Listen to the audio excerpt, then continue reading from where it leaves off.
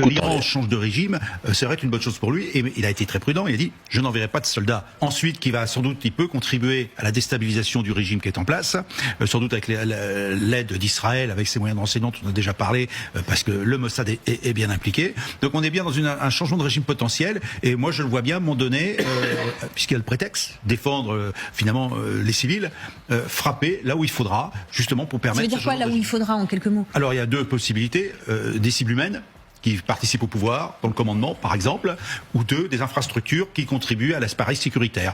Donc on est bien dans l'affaiblissement du régime qui montrera par ce fait-là, s'il y a des frappes physiques, qu'il n'est pas capable de se protéger lui-même et qu'il est temps de changer. Je pense que tout le monde se prépare depuis longtemps à un affrontement potentiel avec l'Iran d'une manière ou d'une autre, que l'Iran a montré qu'elle n'était pas capable de se protéger, avec les frappes israéliennes et américaines il y a quelques mois. Donc aujourd'hui, l'Iran n'est pas en position de force et à mon avis c'est plutôt un tigre de papier qu'autre chose.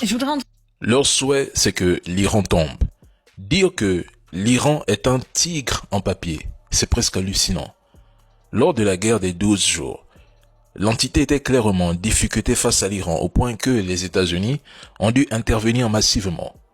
Washington dispose d'environ 21 bases dans 12 pays autour de l'Iran, avec des forces permanentes dans au moins 19 bases, sans compter Djibouti et la Turquie. Près de 40 000 soldats américains sont sur le pied de guerre, appuyés par une flotte colossale, des porte-avions et leur groupe d'attaque, ainsi qu'une couverture aérienne massive.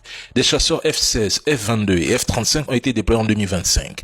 14 avions cargo ont ravitaillé Israël et 6 bombardiers furtifs B-2 Spirit ont été repositionnés à Guam pour attaquer l'Iran. Et malgré tout cela, l'Iran est resté debout. Sans le soutien américain, où en serait l'entité aujourd'hui? Et soyons logiques.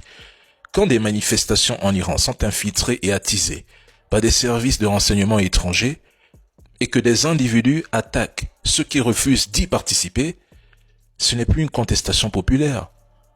C'est une tentative de changement de régime. C'est le schéma classique des révolutions colorées. L'histoire récente est claire. Ces révolutions colorées ne produisent ni souveraineté renforcée, ni stabilité durable, ni indépendance stratégique, mais des États fragmentés, dépendants et souvent plongés dans le chaos. C'est ça le résultat de ces révolutions colorées.